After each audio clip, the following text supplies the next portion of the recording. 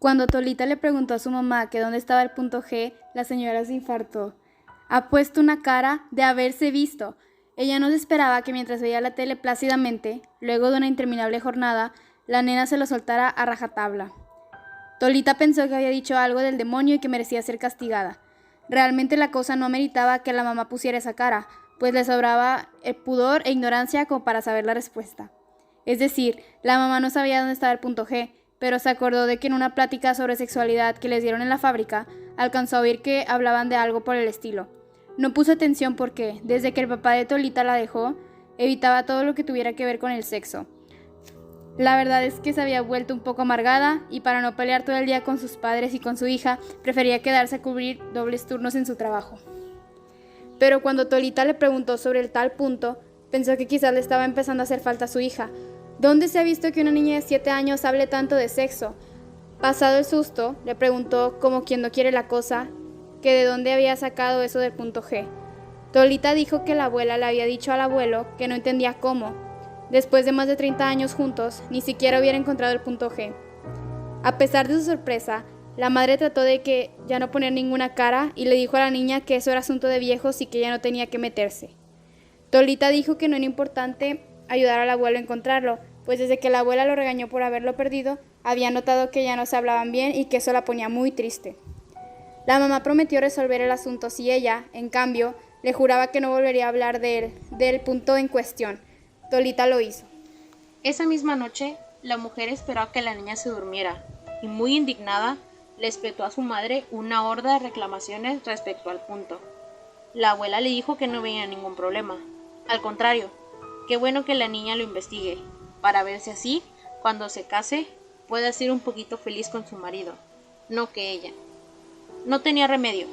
Era inútil tratar de argumentar con la abuela. Solo le pidió, por favor, que fueran más discretos con sus cosas. Pronto, el asunto quedó olvidado y todo siguió igual. La madre trabajando sin descanso, la abuela enojada con el abuelo y Tolita llena de curiosidad. Por eso decidió que no se podría arreglar nada en esa casa hasta que no se apareciera el punto G de su abuela. Fue directamente con el abuelo y dijo así de golpe: ¿Dónde está el punto G? ¿Dónde lo perdiste? El abuelo no se infartó, solo sonrió abochornado y suspiró. Son locuras de tu abuela. No son locuras, sino ya se le hubiese pasado el enojo. Preso de un ataque de sinceridad y tal vez de senitud, le confesó que según la abuela, el punto G es una bolita que tienen todas las mujeres en el cuerpo, pero que solo Dios sabe dónde está. ¿Está seguro que la abuela todavía la tiene? A lo mejor y se le perdió y ni cuenta se ha dado. Después de un silencio para tratar de descubrir dónde estaba el punto G, Tolita repasó, nombrando en voz alta, cada una de las partes de su cuerpo y no lo encontró. El abuelo le dijo que estaba exactamente en el único lugar que olvidó decir. Tolita, con sonrisa pícara, dijo que ahí no podía estar, pues era un lugar muy sucio. El abuelo sintió un chispazo recorriéndole por las arterias hasta el corazón, que por poco le deja de funcionar. Se levantó de su eterna mecedora y ayudó a su nieta a que se pusiera de pie. Luego le pidió que lo siguiera. Si realmente lo quería ayudarlo, entre los dos iban a encontrar el punto. Entraron a la recámara de los abuelos, y aunque la abuela había salido al mercado, el viejo se cuidó bien de cerrar la puerta con llave. Primero se quitó la gorra dejando ver sus escuálidos cabellos blancos, luego el suéter y la bufanda. Le dijo a Tolita que se quitara la falda y que se acostara. Ella obedeció con curiosidad. El abuelo se acercó y con precaución le bajó los pequeños calzones azules. Como un experimentado dentista le dijo que no se asustara, que él iría tocando sus lugarcitos poco a poco y que si le dolía o le molestaba le dijera para detenerse. Tolita cerró los ojos que al primer contacto se volvieron a abrir gigantescos. El viejo dirigió su mano grande y callosa sobre el vallecito calvo. Tolita sintió que le había dado un golpe que le impediría respirar. Sin embargo, confiaba en su abuelo y trató de relajarse. Luego él con sus 2 dedos fue separando los diminutos labios mayores de su nieta hasta que tuvo al alcance sus citrosis. Allí se detuvo.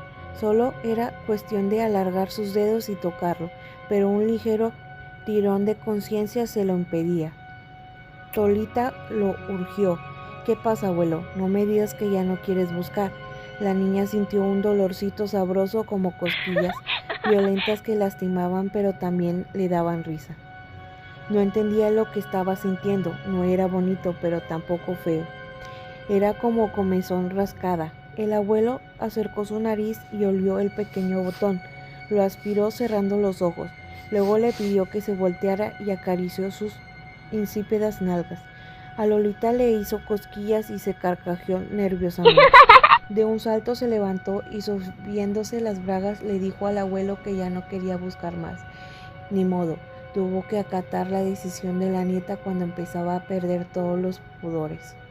Al otro día apenas regresó la niña de la escuela. El abuelo ansioso le volvió a llevar a su cuarto. Aprovechando que la abuela había ido por tortillas, esta vez la desvistió toda y empezó a acariciarle los pies. Fue subiendo sus manos por las piernas flacas hasta llegar a las descubiertas tobillas. Allí se detuvo, acercó su boca para chuparlas. Al principio a Tolita le dio risa, pero después le fue dando asco. Su aliento era amargo, la mareaba. Ella trataba de alejarse, por el viejo, con una sonrisa chimuela y suplicante, le volvió a traer hacia sí. Continuó lamiendo el cuerpo, donde las rodillas hasta el cuello, donde empezó a darle besitos lentos y precavidos, pues en uno de tantos temía perder la dentadura. A Tolita tampoco le gustaba el olor de su cuerpo. Era un dolor denso que no le dejaba respirar. Súbitamente sintió un beluco en el estómago. Sin darse cuenta cómo el abuelo ya había metido la lengua entre sus piernas y empezaba a recorrerla lentamente. Otra vez la panza se le hizo trizas. Intentando descubrir qué era lo que sentía, pensó que si se quedaba más tiempo se iba a desmayar. De un brinco le levantó de la cama y le pidió al abuelo que lo dejara. Él obedeció. Dejó que pasaran algunos días antes de volver a decirle: Tolita, vamos al cuarto. No dijo que ni sí ni no, pero se dejó arrastrar mansamente por el viejo. Al entrar a la recámara, el olor a encerrado le recordó el vaho de aquel cuerpo marchito. Con un rápido movimiento se liberó del abuelo y le dijo que no, que mejor él siguiera solo buscando el punto que se le había perdido a la abuela. Inexplicablemente, Tolita empezó a estar de mal humor. Nada le gustaba, no quería comer y su rostro casi siempre estaba huraño. Además, pasaban horas enteras encerrada en su habitación sin dar explicaciones. Cuando su madre le preguntaba a los abuelos, él decía que era algo pasajero. No tenían por qué darle importancia, así son todos los niños. Pero era realmente el más preocupado.